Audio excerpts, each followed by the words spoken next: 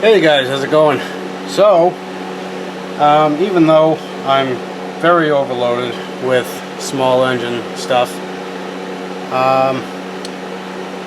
I went to a place, it's local to us, it's called the Tool Shed, and they have used tools, broken tools, anything really for sale.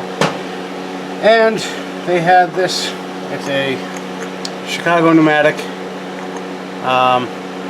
3/8 air ratchet, and it was seized, completely rusted solid, and it was, I think I paid $3 for it. And Chicago Pneumatic they're a pretty good brand. I like CP. A lot of my tools are Chicago Pneumatic. Anyway, so I figured it might, I started taking it apart, and I figured maybe turn on the camera, see if you guys might want to see how your basic air ratchet works and comes apart. All the hard stuff is almost over, so I figured I'd show you the reassembly. So basically there's two halves. The bottom half, which is here, that has the motor, the air vanes in it, which is right here. It's still very much,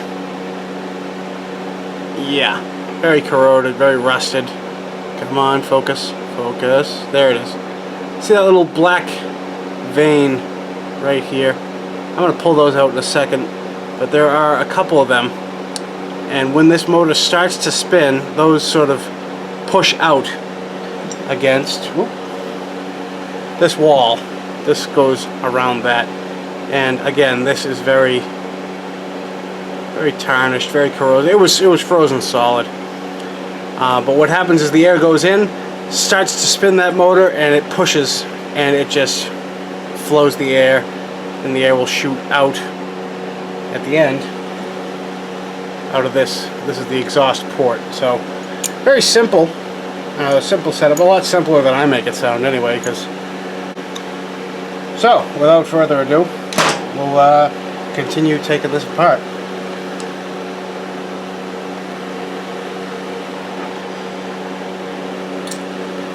For time reasons, I may be cutting in and out, speeding you along a little bit, because some of this stuff can get a little boring, a little tedious, but basically, you'll be here for the duration. So you can see the veins. It's easier to see actually from this angle. 4 of them, and you just get a little pick, and you can pull them out. Very important, there's a flat side and a curved side. The curved side always goes in, so the flat side can sit flat against the wall. So we'll pull all 4 of those out.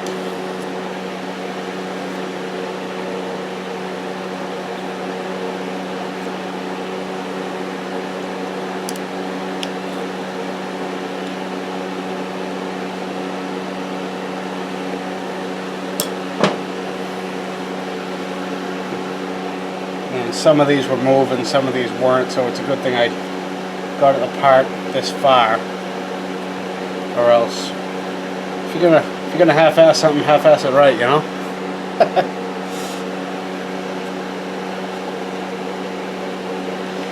They're actually in pretty good shape. No cracks. They're like a plastic, almost like a fiber material, and you just want to look for cracks, sort of, warping. Use your best judgment. There's really, I mean, they're a lot simpler than people think. But generally, this type of air ratchet can go upwards of $100, $150. So you can save yourself quite a bit of money just by going to a secondhand store and spending an hour or so cleaning it up, refurbishing it.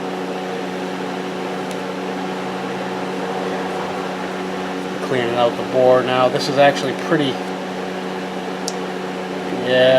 cruddy. What I may do is I may run a hone on the inside of it and clean up, get you in focus here, clean up a little bit of that scouring. You can kind of see Yeah, right there. Where is it? Here we are. If it's not a smooth surface, it's not going to work perfectly. So I will set up the hone and I will be back in a second. Alright, so for those of you who are not familiar with these kind of things, this is a hone. So they come in all sorts of sizes. This is one of the smaller ones I have, and it should fit very nicely right inside there. And basically it's for exactly what I'm doing, for smoothing out sort of round inside profiles, and very easy to use.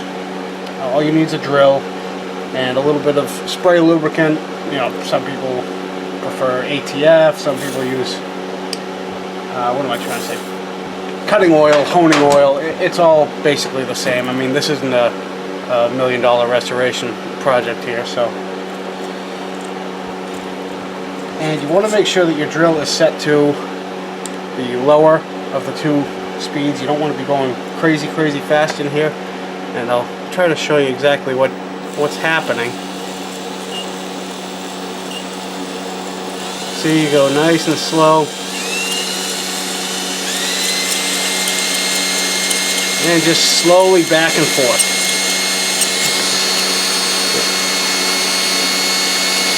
You don't want to stay in one spot too long, because then you'll start making it uneven, or you'll make a high spot or a low spot. And that's it. There's no rush. You know, periodically you want to stop, blow it out a little bit, spray a little more oil in there. Can never have too much lubrication.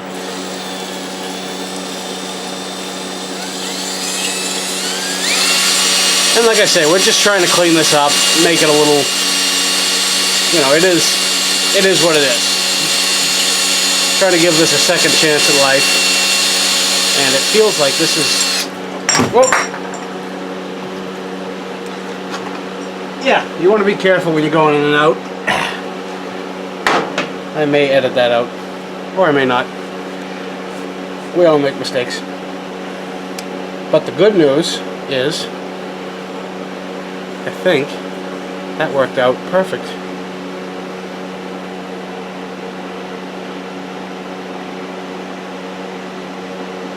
I know it may not look it, but it is definitely 100 times smoother than when we started. This piece, however,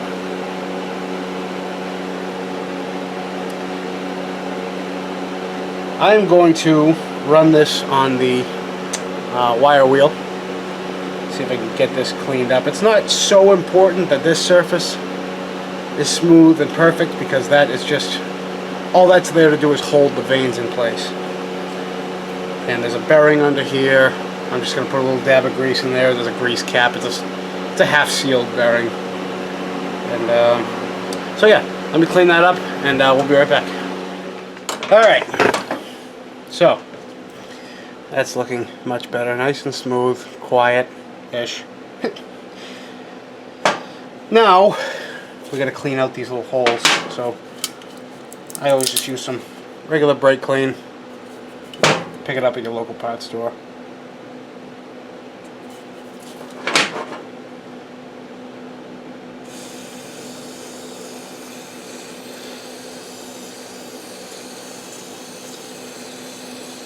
And just do the best you can.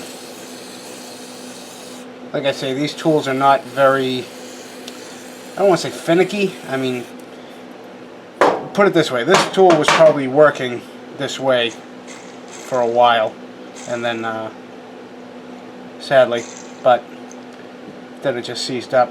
What I have here is a little ignition file. It's very thin, and I'm just going to run in really quickly, just give it a wipe, each of the holes, just to give it a fighting chance. I mean, I say you don't have to be finicky, but I'm a little OCD when it comes to fixing garbage.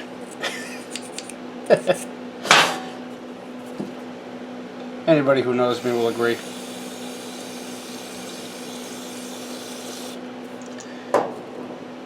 Alright, I'm happy with that, so we will wash this as well.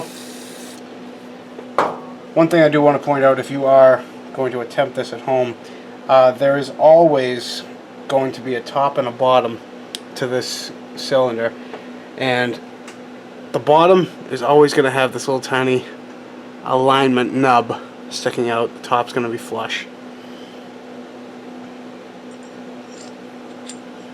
And they will fit together just like that. There are 3 holes there.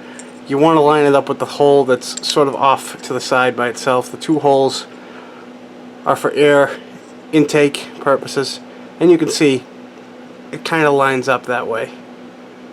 You know, the 2 holes right there, 1 hole there, and this motor is going to sort of pivot on that one point. You can see.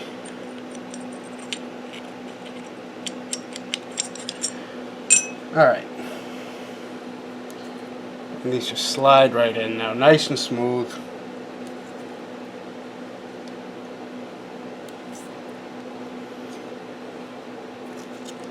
They are going to try to fall out on you, so once you do have them all in place, you can just keep it straight up and slide the cover right over it. And you can see there. Now you can kind of envision how when this thing spreads apart, it's going to seal up against those walls.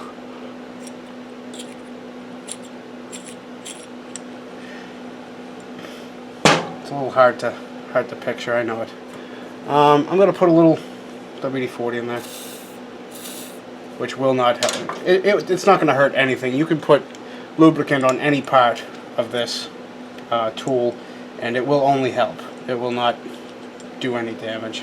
Air tool oil, that's where it flows through. It'll flow through to keep those veins clean, keep moisture out.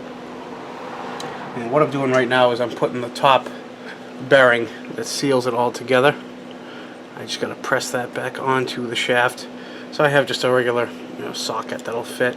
What's important, you want to hit the middle race. You don't want to be pressing anywhere out here, because then it's going to distort the bearing, possibly break the bearing. You just want to give it a good even hit. I got a rubber mallet here. So just give it a couple of taps.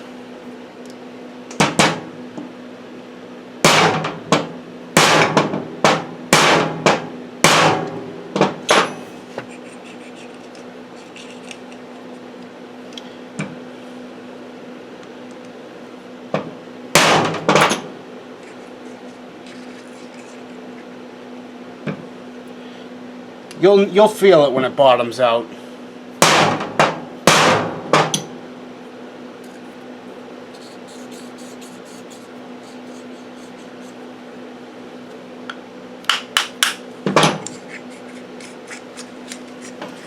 Perfect. Everything spins free. It's sitting in its hole. Alright, I am going to clean up the inside of this terrible housing. I don't know if you can see that. The camera's kind of a bad angle. Let me get some light.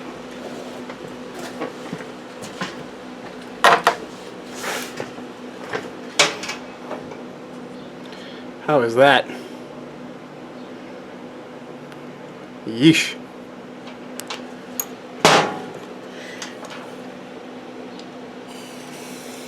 Now, unfortunately, I can't use the hone on this because it is not a perfectly flat surface. So I'm just going to carefully just kind of wash it out. I've had it sitting with some penetrating oil in there to sort of break it up. Work table's getting kind of crowded.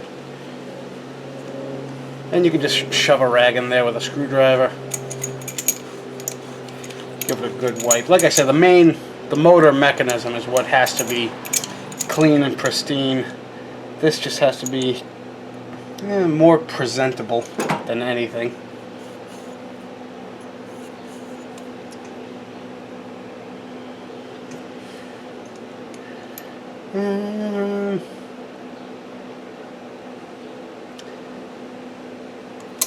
Hit that little wire brush a little bit.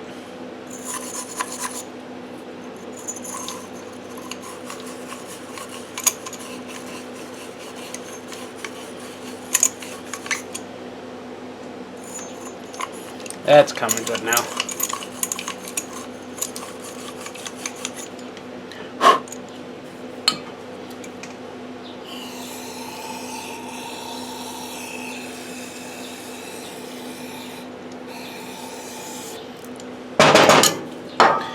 Never use too much brake clean. So now, to make sure it is free of debris. Oh, noise alert, sorry. There, completely empty. Much better. Alright, we can start slapping this all back together. I'm going to put a dab of grease inside here.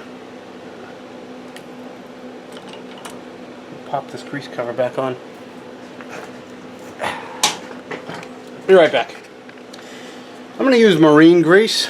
Even though it is a sealed bearing, stuff can still creep past the seal and get into it, and this way this is protected from, you know, moisture that anything with compressed air will make moisture. That way it'll give it a sort of a fighting chance. You don't have to go crazy. Just put enough in there to cover it, push it down a little, get it into the corners and crevices. And we're back. Sorry, I had a phone call. Always at the worst times. Alright, where did we leave off? I think we're about to put this inside here. So, again, always a little spray. It'll all work itself out. You weren't here for the disassembly, but this was not coming out. I had to vice grip it, work it back and forth, everything short of heating it up with a torch. But now, falls right into place. Beautiful. And that, I think, will take care of the bottom end,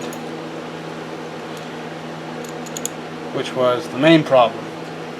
I also packed a little bit of grease into that one. That one's an open joint, but I'll show you why I put some grease in there in a minute.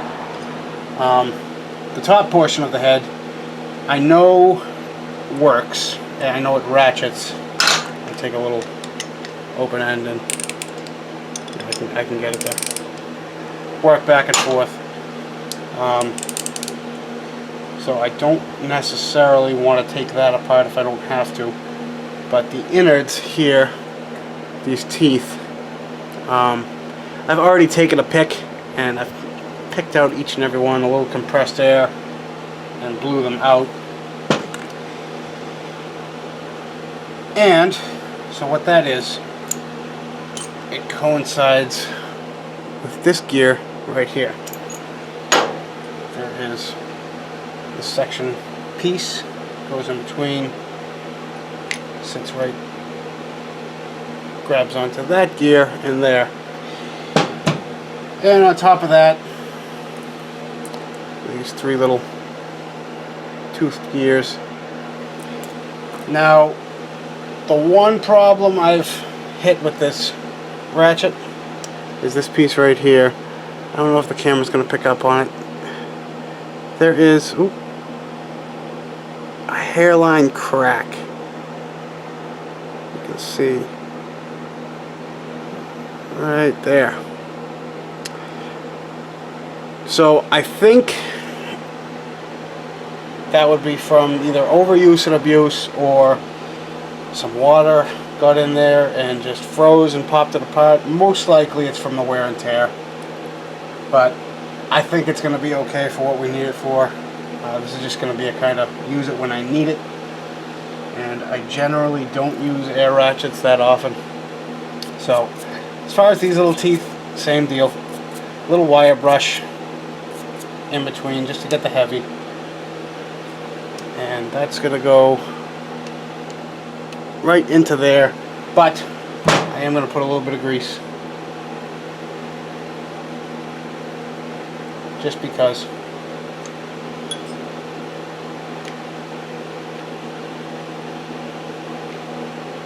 And that sits in there just like that. Next, the little teeth, again, grease it up. Anywhere gears mesh, you want there to be lubrication, you want there to be a little bit of grease.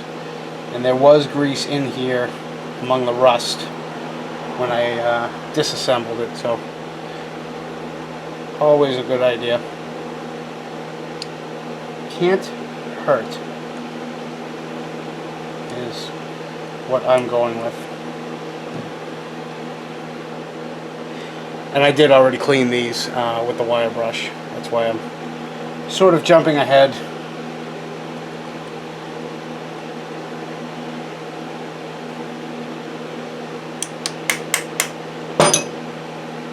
And when you're done, it should sit something like that.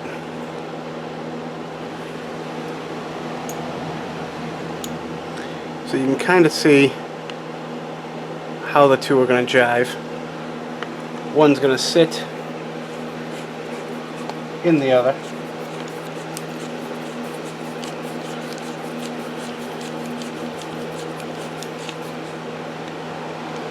I am going to snug this up in a vise when it is all said and done. But right now, we're going to plug it into air and see if it worked. What do you guys think? Blow apart in my hand or what? This is the exhaust hole, a little easier to see now. That should shoot something like a mist out of it, if it works.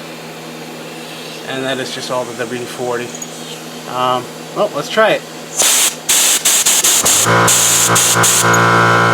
And the compressor's dead. I will turn you back on when that shuts off. Literally the world's worst air compressor I have. Everybody that knows me knows that.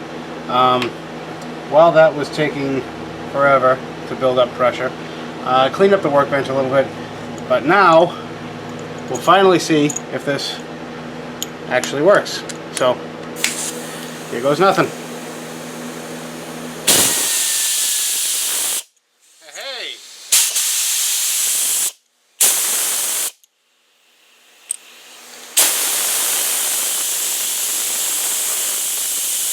All right.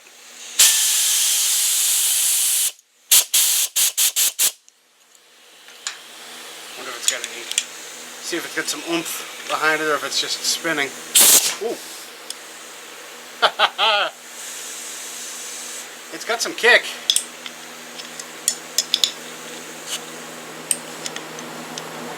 Let's see about the other. Ooh. Ooh. Yeah, so that definitely works. Sweet. And it really, it wasn't that bad. I've been taking apart air tools and every other kind of thing you can think of since I was younger. But it's really, it's very, very doable for the home DIY. Yeah, don't be intimidated. I mean, this was $3, $2, I forget. I mean, it was, you know, gonna be thrown away, and now it's a nice ratchet. And you know, if you don't use it every day, it's hard to justify paying, you know, $120 for a nice heavy-duty one. As nice as they are, and as nice as it is to know that you have one that works, to have one sitting in the drawer that you paid a couple bucks for, and you know, learned a little something on the way, it's worth it. I mean, that's at least my theory anyway. So yeah, that's it for the air ratchet. A couple other things I picked up while I was there. A couple of adjustable wrenches, and these are very old. I don't know if you can see too well. Snap-on. The chrome is in unbelievable shape, and they are just buttery smooth. They're tight as a drum. And these were, I think I paid 10 bucks for the big one and 8 bucks for the smaller one. And just the quality is, I mean, Snap-on is one of the best, best you can get as far as wrenches go, and in my opinion. Everyone has their own preferences. And I like all the other companies too. But to find, in such good condition, such a nice old adjustable, I'll definitely put these to good use. What else? We got a vacuum gauge. That was 5 bucks, 6 bucks? Yeah, $5.50. So, and this is good for, like, I do carburetor work, and this will read what it's pulling, what it's pushing, and help me diagnose certain running, not running issues. Some slim profile wrenches. I mean, here's to something you can compare it to. That's the thickness of the adjustable I bought, and there is, come on, focus. Here's the one I just picked up. When space is non-existent, it's good to have a nice set of these. And again, I think I paid 4 bucks for all three. I mean, they're mismatched, but a wrench is a wrench when it comes down to it. And they're not bent, they're not bad. A couple of them are Craftsman. This is a Mac Tools, will offset 6-point wrench, 5/16, 1/4 inch, and that was $3.50. And these are great for bleeding brakes. And 6-point is always preferred when you're grabbing onto smaller nuts, smaller bleeders, particularly when they're rusted. They start to swell, and when the rust breaks off, they shrink. This little guy, I can't see who makes it. It's probably a no-name, little Chinesium brand, but it's a keychain. 3-size Phillips, 3-size flathead. Pretty neat. That was 3 bucks. And last but not least, this ratchet, which is made by Walden. As if I don't have enough ratchets already. This, he kind of threw it in at the end because it's broken. There's something wrong with the head. It kind of works, kind of doesn't. I just thought it was neat because of the pivot. It's like a longer, it doesn't pivot right at the head. I don't know, maybe it's me. But just pretty neat. Something I'll take apart, learn how it works. If I can fix it, I can fix it. If I can't, I spent 3 bucks. Alright, well, I'm going to clean up the rest of the bench. Yeah, so if you like my video, leave a like, comment, subscribe, anything, I appreciate it. Comments, please, I need some feedback. Just kind of getting going here. Let me know what I'm doing right, what you like, what you dislike, anything I can improve on. Help me to help you to watch me. No, but I appreciate the views. Until next time, thanks again, guys. Goodbye.